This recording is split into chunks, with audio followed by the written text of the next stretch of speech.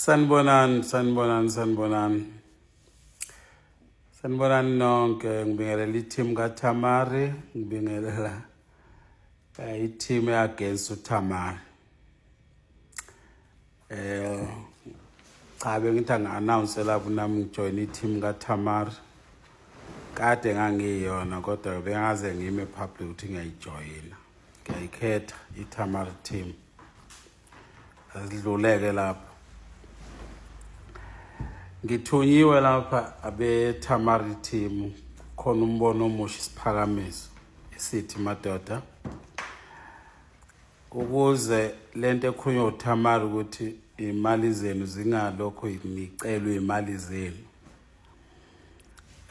Uphakamisile lapho umfoko kaShamasa ukuthi ake sihambe nje siye ebank siyoshintsha nje currency singabisabiza ngokuthi irand sibiza ngokuthi Thamari.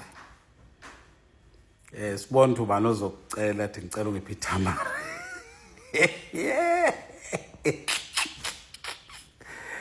Kube nje iThamari yazi ngithandile lento. Imagine ukuthi zingaphepha kanjani imali zenu kulabo nto abakayikhonjwa lapho.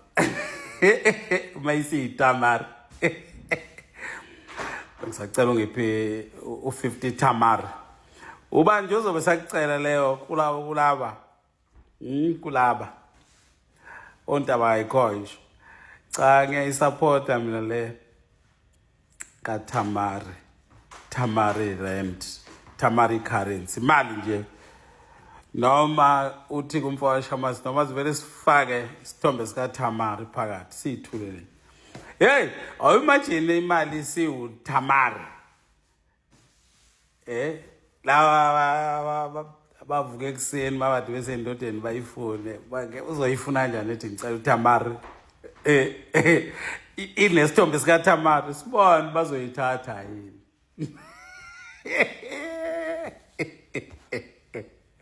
Wayenza indaba Thamari.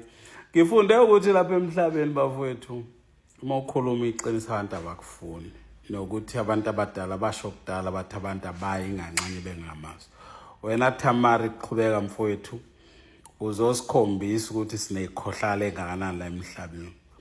Futhi asinendawo nalento yakho ukuthi baveze izithombe zakho kwakunjani. Uthe omunye umfo wathi abanye baqonywe izintombi ezakhipha izisu, abanye baqonywe izintombi ezazaliswa abanye abantu ngaphandle. Ufuna sibuyele emva siqale phansi manje intombi yakho sithini kuye. Niyapeta njalo nina umuntu mantshena iqiniso lokho niveka ngesithupha. Mina nje uma ungamfuna uThamari ngibona isikhohlakala. Isikhohlakala. Yini wrong esho ile yangani? Mayithi abantu abayiphathe kahle bahlanganisa amathanga abantu abayeke uqola abafana amantombazana. Awuthi ngicizelele ngifake uSouth esilondeni. Mina nje indaba yomuntu wesifazane okulokuthu uyondliwa udoti kwawona lo. Udoti nje oqala ukuthi umfazi yondliwa, intombi yondliwa, udoti ayinazandla niyona, ayikwazi ukusebenza, ayikwazi. Ngalabantu abanye bafunde kunathi bahola kakhulu kunathi. Mina ngabafazi abawu9 angondle umfazi mina. Wonke umuntu uyasebenza la kwami. Kuukuthi kuphela asiqashiwe. Akekho umuntu odla mahala la kwanalo. Wonke umuntu unomsebenzi wakhe. Mina ngikano business women bayasebenza. Akekho oqashe omunye phakathi kwethu. Asebenza sonke. Bese kuba khona ukuthi ke mina ngi-in charge ukuthi ke ngithatha izinqumo ngidirect ama-source of income wethu uthangena kanjani uhamba kanjani. Ngeke bese ngithi ngondlala abafazi bona ukudelela nje abantu besifazane khona la. Uyazi abantu besifazane nifuna ukudelela nje. Ngisho wathi umfazi uvuka ekseni ashanele iceke akolobhe phansi. Umsebenzi lo. Ubani wathi khona ufanele ahole kakhulu ngokuthi ufundile nokuthi akafundile. Ubani obalekile umfazi okwita izisingisi kunomfazi ovuka ngiphekela nginakekele kanjalo ukugula nekusanga lokho. Bizolunga kodwa kancane bazozala uThamari. Isikhathi samaqiniso lesi manje. Isikhathi samaqiniso. Lo niphila ngama foreign ideas anicindezelayo. Hayibo. Bengithi hi Thamari team, hi.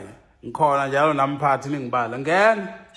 ngibale nami la kwi-Tamati team ngikhona. Ingithinta anibungithinta ama-contributor nami ngicontribute enaleni.